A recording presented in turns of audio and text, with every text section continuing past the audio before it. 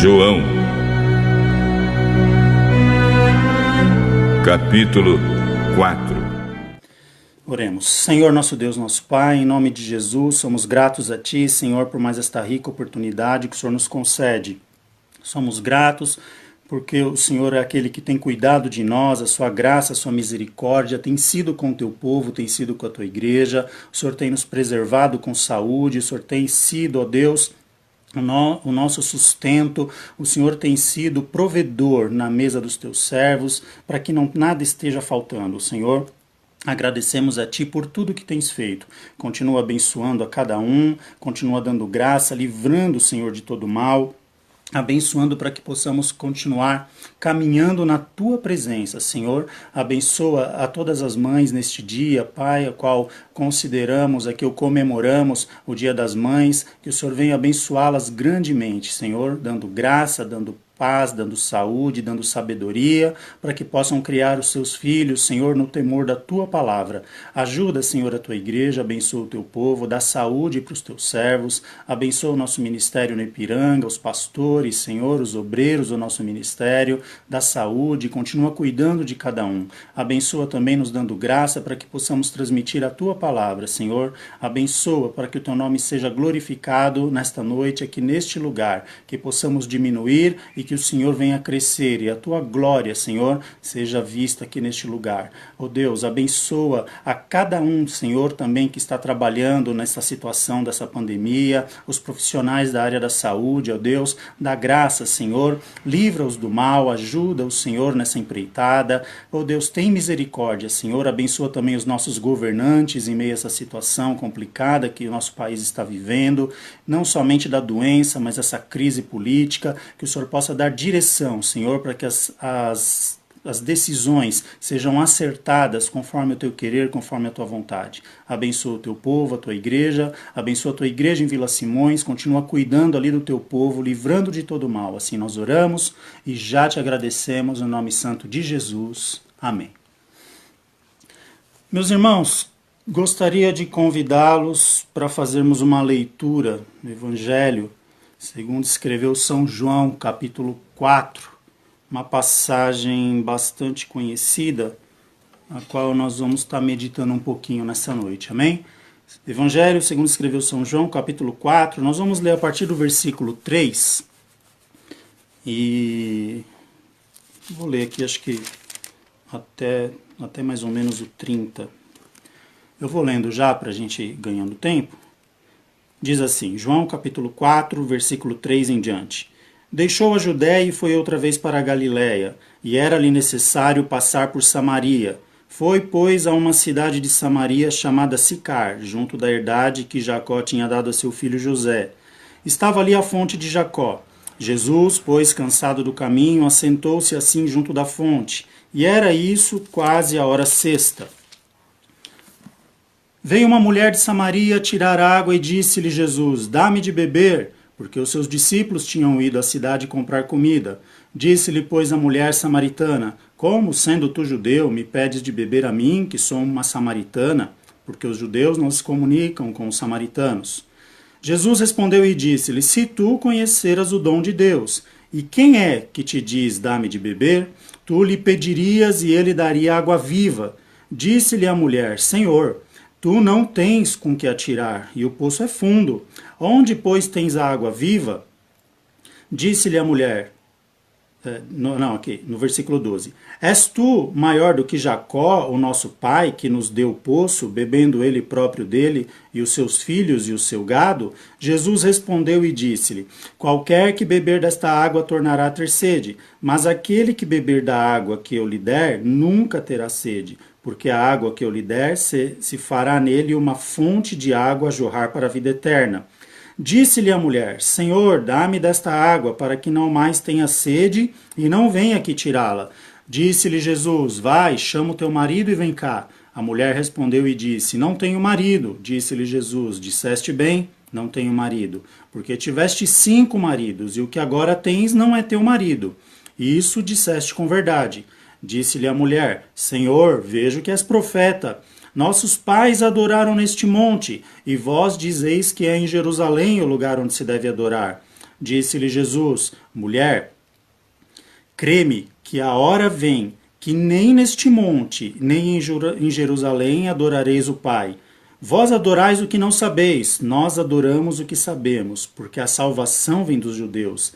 Mas a hora vem, e agora é, em que os verdadeiros adoradores adorarão o Pai em espírito e em verdade, porque o Pai procura a tais que assim o adorem. Deus é espírito, e importa que os que o adorem em espírito e em verdade.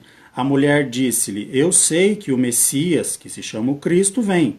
Quando ele vier, nos anunciará tudo. Jesus disse-lhe: eu sou, eu que falo contigo. E nisso vieram seus discípulos e maravilharam-se de que estivesse falando com uma mulher. Todavia, nenhum lhe disse: que perguntas ou por que falas com ela? Deixou, pois, a mulher o seu cântaro, e foi à cidade, e disse àqueles homens: vinde, e vede um homem que me disse tudo quanto tenho feito. Porventura não é este o Cristo? Saíram, pois, da cidade e foram ter com ele. Amém? Bom, uma passagem bem conhecida, né, de todos. Nós já falamos até algumas vezes sobre essa passagem na igreja, mas a gente vai estar aqui falando desse texto nessa noite e abordando aqui uma ótica um pouco diferente daquilo que a gente já falou sobre essa passagem, não é? É interessante que nós começamos a ler ali no versículo 3, fala que Jesus, né, ele estava saindo ali, acho que da Galileia, né? Deixa eu confirmar aqui. Jesus deixou a Judéia outra vez para a Galileia. Então, se a gente imaginar um mapa de Israel, Israel ele possui três regiões, vamos dizer assim.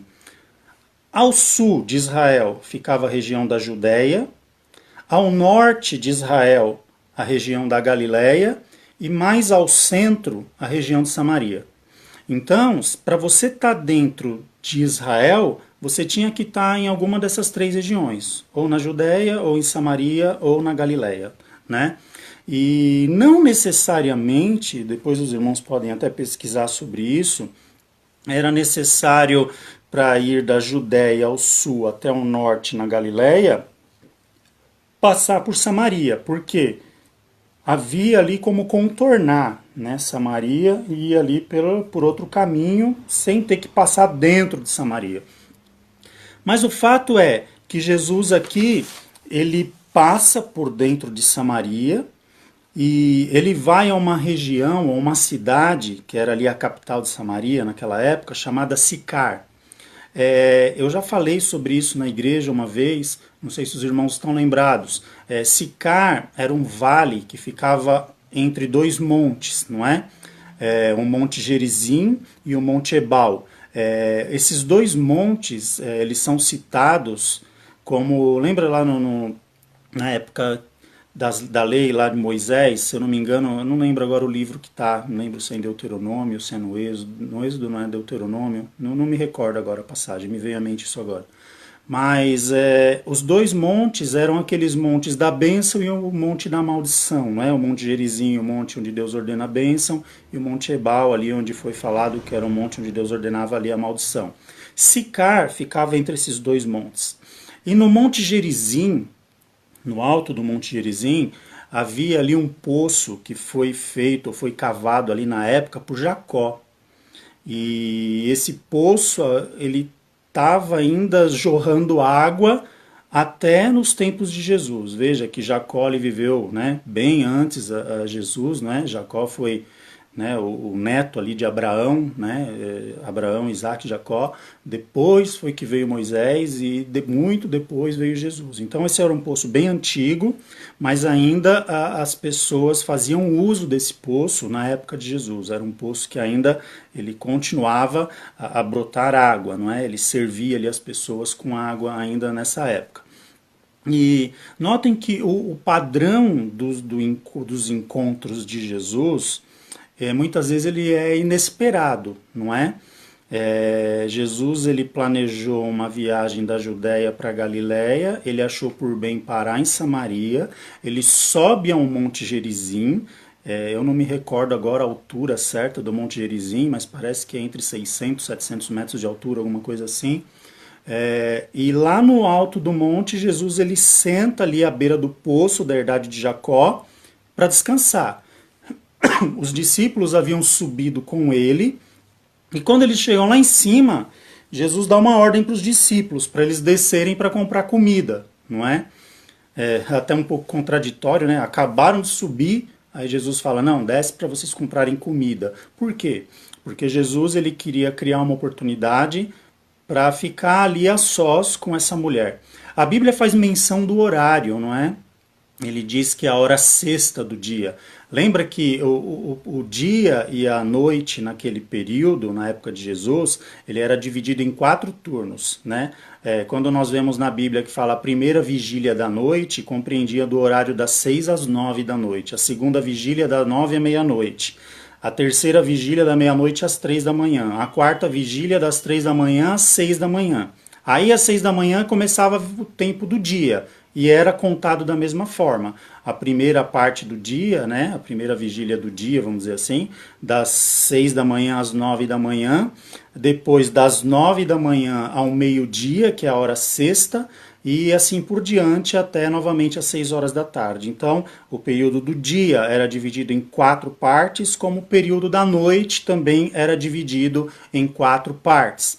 E Jesus, ele marca os seus encontros ali de uma maneira onde muitas vezes a outra parte não espera, né? Aquela mulher havia subido ao poço para tirar água ao meio-dia, né? Ela subiu com um cântaro, e eu não sei quanto de água que cabia naquele cântaro exatamente, eu não sei se eram 5, 10 litros de água, não sei, a Bíblia não menciona. Eu não sei o volume que cabia num cântaro naquela época. Mas o fato é que ela sobe aquele poço, depois a gente vai falar um pouco sobre isso também, essa questão do horário, né? Ao meio-dia. Quando ela sobe o poço, ela encontra Jesus lá no alto do poço. Lá no alto do monte, sentado à beira do poço. E ali começa um diálogo, Jesus olha para aquela mulher, não é? E vê que ela está tirando água, e parafraseando aqui, Jesus, olha, já que você está aí tirando água, né? Me dá um copo d'água, estou com sede, me arruma um copo d'água. E aquela mulher olha para Jesus assim com uma certa rispidez, né? Com uma certa hostilidade na resposta. Ela fala, mas como o Senhor fala comigo, sendo eu samaritana e tu judeu? Porque a Bíblia diz que os judeus não se comunicavam com os samaritanos. Nós já explicamos isso na igreja também, eu não vou entrar em detalhes aqui, vou falar rapidamente sobre isso. Quando o reino do norte de Israel ele foi tomado pela Síria, o Império Assírio, eles quiseram destruir a cultura judaica do Reino do Norte. Então o que eles fizeram? Eles tiraram muito das pessoas ali do Reino do Norte, né, mandaram para outros lugares e trouxeram estrangeiros ali para o Reino do Norte, pessoas de outras regiões, de outras nações, de outros idiomas, para que houvesse uma miscigenação no meio daquele povo. E ali teve uma mistura, as gerações vindouras após ali a queda do Reino do Norte, havia uma mistura de pessoas de outras gerações, de outras nacionalidades, vamos dizer assim, de outras regiões, melhor dizendo, e os judeus do Reino do Sul desprezavam as pessoas do Reino do Norte como seus irmãos, né? Como os judeus, como se fossem irmãos. E isso veio, né, se avolumando até a época de Jesus, a ponto que os judeus não conversavam com os samaritanos. Os samaritanos eles eram desprezados pelos judeus, né?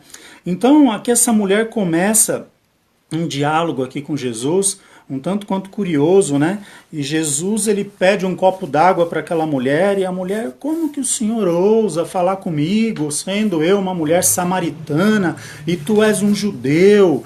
Aí Jesus ele entra aqui numa questão com essa mulher e ele diz assim, olha, se tu conheceras o dom de Deus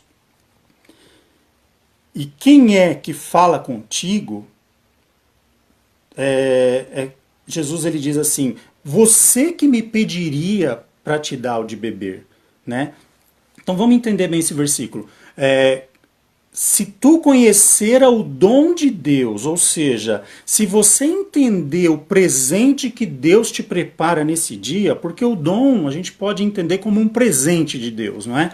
O presente que Deus prepara a você nesse dia, é você que pediria a mim para que eu lhe desse de beber, e não eu que estaria pedindo a você.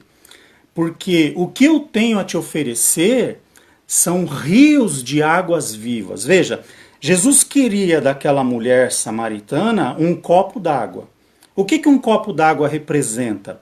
Um copo d'água representa algo que sacia uma necessidade momentaneamente. Porque quem toma água volta a ter sede.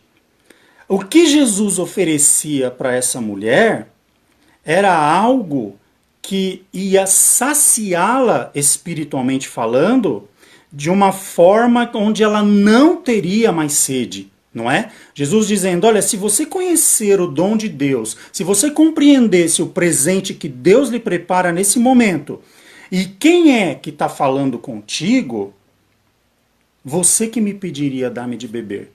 E esse assunto interessou aquela mulher. Ela falou, peraí, que negócio que é esse de água que jorra para a vida eterna, que vai saciar minha sede, para que eu não precise mais subir aqui? A gente vai entender melhor esse contexto dessa mulher no decorrer do texto aqui, no decorrer do texto que nós lemos. Por quê? Mais adiante, nós ficamos sabendo aqui no texto, a gente vai chegar lá, só estou me antecipando um pouco, que essa mulher já havia sido casada 5 vezes, ela já havia tido 5 maridos, e o homem a qual ela vivia agora não era marido dela, ou seja, ela havia passado por 5 casamentos, e o que ela vivia agora, o camarada que ela coabitava com ele, não era marido dela, não era casada legalmente com ele. Então, imagina o contexto disso. Uma mulher subir um monte com um cântaro nas costas, vamos imaginar assim, um vaso que coubesse lá 10 litros d'água, um exemplo. Um litro d'água corresponde a 1 quilo, né? Então, se o cântaro dela coubesse 10 litros d'água, ela subiria um monte de 600, 700 metros, que era o Monte Gerizim, com o cântaro vazio, e desceria esse monte com um cântaro ali com 10 quilos de peso nas costas, só de líquido, fora o peso do cântaro, não é? E o que é pior, a hora sexta do dia significa o quê? Que o horário que ela estava fazendo isso era em torno do meio-dia. Naquela região, em torno do meio-dia, a temperatura passava dos 40 graus. Daí a gente se pergunta, por que essa mulher não subia esse monte mais cedo? Por que ela não subia o monte no raiar do dia, quando o dia clareasse, logo na alva do dia, quando o dia amanhecesse? Porque o sol seria mais brando, porque talvez seria o horário em que as demais mulheres ali de Sicar subissem também aquele monte para retirar água, né? Para ali pegar água para os seus afazeres do dia a dia, do seu dia. E como essa mulher já havia tido 5 maridos, e o que ela vivia agora não era marido dela, como será que ela era vista pelas outras mulheres? Talvez as outras mulheres, quando subiam ao monte, podiam dizer dela, lá vai aquela lá, ó, cuidado com teu marido, hein? Não deixa ele de bobeira, que essa aí já teve 5 e tá com um agora que não é marido dela. Toma cuidado que essa aí é aquela que se deita com qualquer um e não sei o quê. Ou seja, ela não era bem vista, né? Por conta da sua situação de vida. E notem que Jesus ele muda o percurso de uma viagem para poder encontrar com essa mulher nesse dia. E quando Jesus se encontra com essa mulher, ele faz uma proposta para ela que de imediato lhe interessa demais. Ou seja, eu tenho a oferecer a você rios de águas vivas que vão saciar a tua sede para sempre. Na cabeça dela, ela entendendo isso meio à situação que ela estava vivendo, interessou porque, olha, talvez eu não tenha que passar mais por essa situação. Porque o preço que ela pagava subindo aquele monte em torno do meio-dia para carregar aquele peso debaixo de um sol escaldante, talvez ainda na cabeça dela compensasse em meio à humilhação que ela podia passar subindo no horário em que as outras mulheres subiam aquele monte, não é? Então, quando ela se depara com essa situação, ela vê que foi uma proposta ali que chama a atenção. E aí Jesus, quando vê o interesse da mulher, ela fala, como que é esse negócio, né? Você tem para me dar rios de água vivas que vão saciar minha sede? Jesus fala, sim, de fato. Aí ela fala, mas espera aí, a gente não pode ficar conversando, porque eu sou samaritana, você é judeu, os nossos povos não se comunicam. E se vocês pesquisarem no Talmud, né, segundo as leis do Talmud, para uma mulher falar com um homem a sós, ela não podia, ela tinha que estar acompanhada ou do pai ou do marido. Né? A mulher não podia se comunicar com um homem sozinha. Então, ainda mais receber alguma coisa de alguém, de um homem, né, desconhecido, ela tinha que estar acompanhada ou do pai ou do marido. Quando Jesus vê que ela se interessa, Jesus fala para ela assim, olha, então vai lá, chama o seu marido para que eu te dê esse rio de águas vivas. Aí a mulher olha para Jesus e fala, eu não tenho marido. Aí Jesus ele começa a aprofundar na vida dessa mulher. Ele vai aprofundando ali e ele diz, olha, isso você disseste com verdade. Por quê? Porque você já teve 5 maridos e esse a qual você hoje convive não é teu marido. Ou seja, foi uma mulher que passou por diversas experiências, foi uma mulher que talvez tenha tido diversos endereços, foi uma mulher que talvez tenha sido humilhada por onde ela passou, por conta da situação da vida dela, por 5 casamentos fracassados e um casamento agora, uma relação agora, a qual não era oficializada e onde ela era mal vista por todos ali na sua região. Era uma mulher desprezada na sua cidade, ali em Sicar. Então veja que quando Jesus fala isso para ela, essa mulher se admira. E ela diz assim para Jesus, vejo que és profeta. Porque ali, numa conversa tão curta, Jesus ele vai lá no íntimo da questão dessa mulher e revela aquilo que havia dentro do coração dela. Aí o que ela faz? Ela vendo que Jesus era profeta na cabeça dela, vejo que és profeta, né? Aqui no versículo, nós vemos isso aqui no versículo 19, deixa eu pôr meu óculos aqui. Versículo 19, disse-lhe a mulher, Senhor, vejo que és profeta. Aí o que ela faz? Ela aproveita para fazer uma pergunta para Jesus. Veja como a conversa vai se aprofundando. Ela fala, olha Senhor, os nossos pais aqui de Samaria, os samaritanos, dizem que o lugar de adorar a Deus é aqui nesse monte, no Monte Gerizim. Porém, vocês, judeus, dizem que o lugar de adorar a Deus é lá em Jerusalém, lá no Moriá. E o Senhor me diz, o quê? Qual que é o lugar certo? Aqui no Monte Gerizim ou lá em Jerusalém? Aí o que acontece? Jesus ele olha para aquela mulher e ele responde a ela, não é?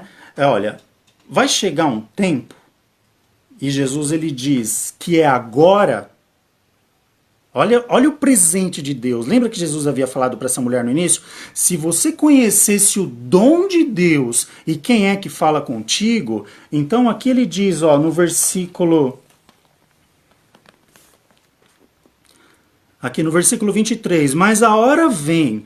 E agora ou seja, agora é o momento, a partir de agora, os verdadeiros adoradores adorarão ao Pai em espírito e em verdade. Veja que aquela pergunta da mulher não foi uma pergunta teológica, em qual monte que nós devemos adorar, no Gerizim ou em Jerusalém? Aquilo foi um grito da alma dela.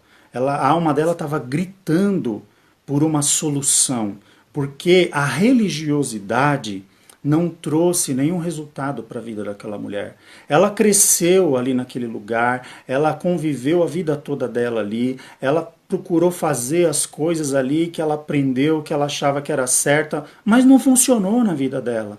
Os casamentos delas foram todos fracassados, ela não conseguiu instituir uma família e a família avançar, progredir, dar certo, não. Foi uma série de problemas em cima de outro problema e se relacionava com outra pessoa. Então veja, talvez aquela escola dominical que ela frequentava, aqueles cultos que ela ia, aquelas palestras que ela assistia, tudo aquilo na vida dela não funcionou. Para ela tudo aquilo não passou de religiosidade. Mas chega um momento que Jesus diz assim para ela: olha, tudo aquilo que você achava que era certo e tentou aplicar na sua vida e não funcionou, a partir de agora começa um novo tempo para você. A partir de agora começa um tempo onde os verdadeiros adoradores adorarão ao Pai em espírito e em verdade. Veja, às vezes aquilo que a pessoa aprende a vida inteira não é o suficiente para a vida dela, porque ela nunca teve uma experiência legítima com Deus. Talvez tudo tenha sido para ela na teoria, talvez tudo tenha sido para ela na experiência visual, ali na experiência que ela ouviu ou que ela viu alguém falar, mas nunca produziu um efeito de transformação na vida dela. E Jesus ele vem dizer que havia chegado um momento ali para ela onde os verdadeiros adoradores adorarão ao Pai em espírito e em verdade. Vamos entender o conceito aqui de adoração. Na cabeça de muita gente, adorar a Deus é colocar um hino e sair dizendo palavras bonitas. Senhor, eu te amo, Jesus, eu te adoro, Deus, tu és lindo. E será que isso é adoração? Vamos ver o sentido de adoração, por exemplo, no Antigo Testamento. Quando Deus pede um sacrifício a Abraão, né, ele pediu Isaac, né, para que Abraão sacrificasse o próprio filho, Isaac. Eles chegam ali ao pé do monte, e ali Abraão deixa ali os homens que o acompanhavam, né, ali os seus servos, os seus serviçais, e diz: olha, eu vou subir com o menino para adorar, e depois nós vamos descer. Quando Abraão fala isso, veja o conceito. Na cabeça de Isaac, já veio automático. Falou: pai, nós temos lenha, nós temos o cutelo, o machado, né, para imolar o sacrifício, nós estamos levando tudo o que precisa. A gente só não tem o cordeiro. Então veja que na concepção do Antigo Testamento, a adoração era conserto, era sacrifício. Quando, na época que foi instituída a lei, os pais de família, na determinada época do ano, eles levavam ali um carneiro, onde era confessado os pecados ali sobre o carneiro, e depois o sacerdote levava ao altar, e ali matava ali, né, furava ali o seu pescoço ali, aquele sangue espirrava. Aquilo era um ato de conserto com Deus. Veja que a questão da adoração, ela traz o sentido de um conserto com Deus. Então, Jesus ele estava querendo mostrar para aquela mulher que o conserto com Deus na vida dela havia chegado ali naquele momento, onde os verdadeiros adoradores adorarão ao Pai em espírito e em verdade. Ah, então quer dizer que não é aqui no Monte Gerizim? Não, não é no Monte Gerizim. Quer dizer que não é em Jerusalém? Não, não é em Jerusalém. Onde que eu posso adorar a Deus? Olha, você pode estar em comunhão com Deus, você pode se consertar com Deus, você pode estar na presença de Deus, no seu carro, na sua casa, tomando banho, no teu trabalho, no lugar que você estiver andando na rua. Não existe mais um lugar determinado, não existe mais uma posição que te impeça. Por quê? Porque Jesus abria essa porta para essa mulher, a ponto que ela responde assim para Jesus: olha, eu sei que quando o Messias chegar, ele vai nos ensinar sobre essas coisas. Aí eu imagino Jesus, né? Jesus olhando para aquela mulher: eu sou, eu que falo contigo. Vejam, Olha o dia que essa mulher teve. Mais um dia de peso na vida dela, onde ela subia aquele monte ao meio-dia para buscar água com aquele cântaro e descer aquele monte debaixo daquele sol escaldante com aquele peso nas costas. E Deus havia marcado um encontro com aquela mulher ali sem que ela soubesse. Para pensar na sua vida agora. Quando Deus chamou você, quando Deus teve um encontro com você, você esperava? Não foi uma coisa surpreendente? Você estava ali, talvez, levando a sua vida do jeito que você achava que era certo, fazendo as coisas que você julgava ser certo, e de repente Deus vem, interfere e pá! E quebra todo aquele seu conceito e começa a te mostrar coisas que você nunca havia imaginado ou não havia pensado, e começa a te transformar e te revelar verdades tão profundas que vão transformar a sua vida para sempre. Foi o dia dessa mulher, onde ela teve a oportunidade de aprender com Jesus. Toda aquela angústia, aquele peso que ela carregava, naquele momento foi tirado. Naquele momento foi deixado para trás. Naquele momento foi deixado de lado. Por quê? Veja que aquela mulher, ela levava um cântaro para encher d'água para atender a sua necessidade. Mas depois dessa conversa com Jesus, olha o que ela faz. Veja bem. No versículo 28, de João 4. Deixou, pois, a mulher o seu cântaro e foi à cidade e disse àqueles homens: Vinde e vede um homem que me disse tudo quanto tenho feito. Porventura não é este o Cristo? Ou seja, aquilo que era essencial para a vida dela até aquele momento, o que era? Era o cântaro onde ela transportava a água. Ninguém vive sem água. Mas a partir daquela conversa com Jesus, ela descobre algo mais importante.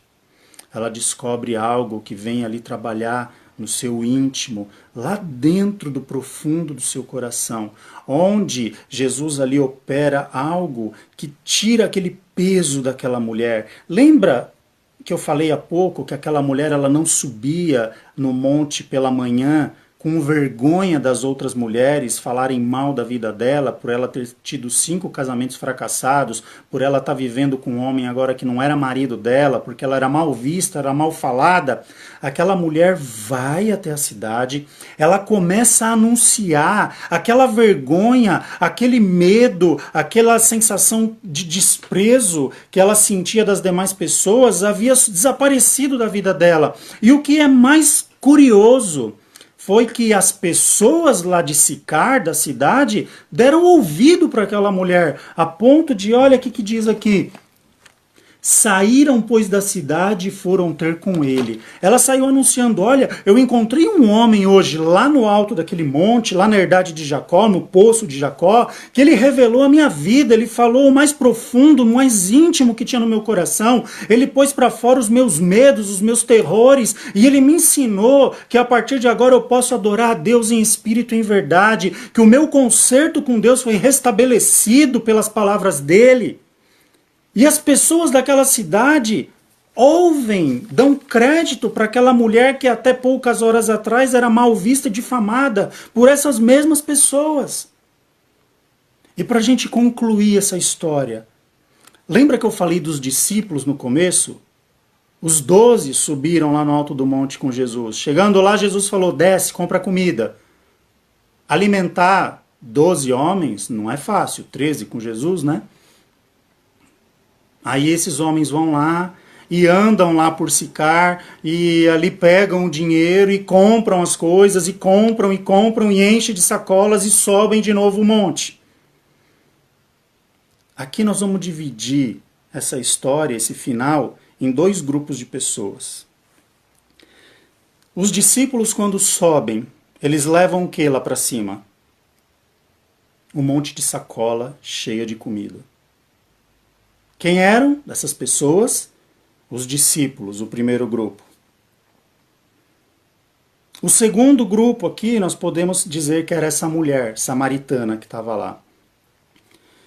Ela desce o monte e quando ela retorna lá em cima, o que que ela leva com ela? Diversas almas sedentas para ouvir o ensinamento de Jesus. Então, peraí.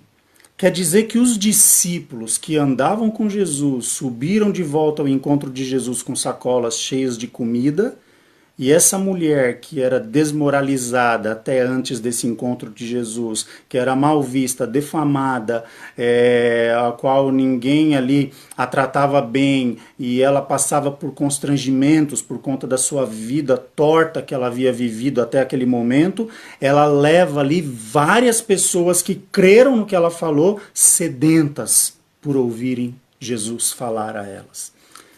E eu pergunto, a qual desses dois grupos nós pertencemos? Aos que andam com sacolas cheias ou àqueles que levam almas? Porque hoje a nossa geração está na moda andar de sacola cheia, não é? Hoje ser cristão é sinal de ser próspero, ser abençoado, é não repetir terno, não repetir gravata, não repetir vestido no culto, é andar com o melhor carro, é morar na melhor casa. Isso aí dá oportunidade de testemunho para muita gente, né? As pessoas estão chegando às igrejas cheias de sacolas para contar a história. Olha, porque antes eu era assim, hoje eu tô próspero, tô desse jeito e não sei o quê. Como se isso por si só bastasse para a nossa vida. E quantos estão preocupados em levar almas à presença de Jesus? Almas sedentas, que um dia talvez, como eu ou você que me escuta, um dia também precisou ouvir Jesus te chamar pelo nome, precisou ouvir Jesus te dizer que era possível você ter um concerto com Deus, para que você tivesse uma mudança de vida, para que você pudesse ter uma comunhão restaurada com Deus e viver em novidade de vida a partir daí. O que tem em sacolas é perecível, dura pouco. Agora, o que está aqui dentro, aquilo que Jesus transforma aqui dentro, como ele prometeu àquela mulher, se você conhecer o dom de Deus, o presente de Deus, e quem é que fala contigo, você pediria a mim de beber, porque eu posso te oferecer rios de águas vivas que fluirão do teu interior, e você nunca mais vai ter sede. E essa é a proposta de Jesus para nós ainda hoje. Muitas vezes nós achamos que os nossos problemas estão relacionados a coisas exteriores, simplesmente a nossa vida financeira, a nossa vida material, a prosperidade, com aquilo que temos, né? E é claro que tudo isso são coisas necessárias para a nossa vida, sim, mas não são o mais importante, não são as coisas mais importantes para nós. Porque o mais importante para nós é uma comunhão com Deus, é nós termos um concerto legítimo com Deus, deixarmos a religiosidade de lado, tudo aquilo que possa ter ouvido até hoje, que talvez aquelas regras, não, eu quero conhecer Deus de verdade, eu quero ter um encontro com Deus de verdade. Se esse Deus da Bíblia, a qual essas pessoas dizem que é assim que ele age, eu quero ter esse encontro com Deus, eu quero saber como que é ter essa vida com Deus de verdade, porque Jesus ele continua derramando ou fluindo rios de água viva no nosso interior ainda nos dias de hoje. Então, eu fiz uma pergunta para que cada um medite aí e reflita. A qual grupo pertencemos? Aos que chegam na igreja com sacolas abarrotadas, contando os nossos testemunhos de bênçãos materiais, ou nós pertencemos àquele grupo que procuramos levar almas sedentas e famintas para terem um encontro verdadeiro com Jesus? Medite nessa palavra. Espero que o Espírito Santo de Deus possa traduzir tudo isso em cada coração. E, sinceramente, que o Senhor possa falar melhor com cada um de nós. Que possamos refletir naquilo que nós temos feito e naquilo que ainda nós podemos fazer em prol da obra de Deus. Amém? Deus abençoe a todos. Mais uma vez eu quero parabenizar aí todas as mamães que estão aí nos assistindo. Deus os abençoe grandemente, não é? que o Senhor continue dando saúde, dando graça, dando sabedoria, porque as mães, elas têm um grande papel aí na educação dos filhos, né? Elas convivem mais tempo com os filhos e a gente acaba assimilando mais o ensinamento das mães, não é, do que dos pais propriamente dito. Não que os pais não sejam importantes, mas as mães estão ali convivendo mais de perto no dia a dia. Deus abençoe grandemente. Que Deus abençoe a cada um também. Vamos continuar orando uns pelos outros para que o Senhor continue nos guardando, para que esse mal passe o mais breve possível, que Deus ele continue fazendo uma grande obra, não é? Que Deus abençoe a nossa nação, nosso país, e que ele possa aí ter o seu nome glorificado em tudo isso. Amém? Vamos orar para encerrar? Oremos. Senhor, nosso Deus, nosso Pai, em nome de Jesus, somos gratos a Ti, Senhor, por tudo aquilo, Senhor, que nós pudemos ouvir aqui nesta noite, pela Tua Palavra. Peço a Ti, Senhor, que o Teu Espírito possa falar melhor aos nossos corações, que o Senhor venha nos abençoar, nos dar graça, que o Senhor é aquele que nos convence do pecado, da justiça e do juízo, e que o Teu Espírito continue trabalhando em nossos corações, Senhor. Abençoa cada um aqui presente, que participou dessa transmissão conosco, aqueles também que posteriormente estarão, Senhor, vendo ou ouvindo, Senhor, essa transmissão, que o Seu Espírito, que a Tua Palavra possa falar grandemente com cada um. Ajuda-nos, Senhor, também nos dando uma semana abençoada na Tua presença. Nos guarda, nos livra de todo mal, Senhor. Continua abençoando a cada lar. O Senhor é provedor, que cada lar continue tendo pão na mesa, Senhor. Que não falte o alimento, que não falte a Tua provisão. Ajuda-nos, Senhor, neste momento difícil e glorifica o Teu nome através das nossas vidas. Assim nós oramos e já Te agradecemos no nome santo de Jesus. Amém. Deus abençoe a todos, fiquem na paz do Senhor, um grande abraço a todos, amém?